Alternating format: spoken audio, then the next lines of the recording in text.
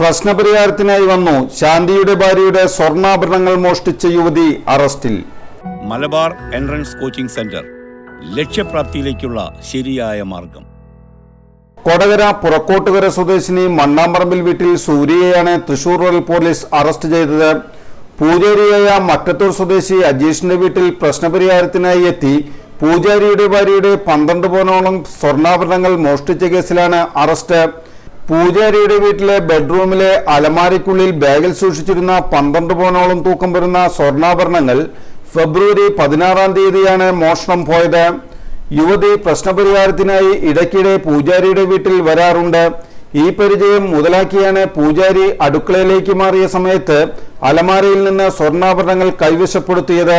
യുവതി മോഷ്ടിച്ച സ്വർണ്ണാഭരണങ്ങൾ കൊടകരയിലെ ഫിനാൻസ് കമ്പനിയിൽ വിൽപ്പന നടത്തുകയും ഇതിലൂടെ ലഭിച്ച പണം കൊണ്ട് സ്വർണ്ണാഭരണങ്ങളും വീട്ടിലേക്ക് ഗൃഹോപകരണങ്ങളും വാങ്ങുകയും പണയത്തിലിരുന്ന സ്വന്തം ആഭരണങ്ങൾ തിരിച്ചെടുക്കാൻ വിനിയോഗിക്കുകയും ചെയ്തു. പിടിയിലാകുമ്പോൾ മോഷ്ടിച്ച സ്വർണം തന്നെ ദേഹത്ത് അണിഞ്ഞിട്ടുണ്ടായിരുന്നു.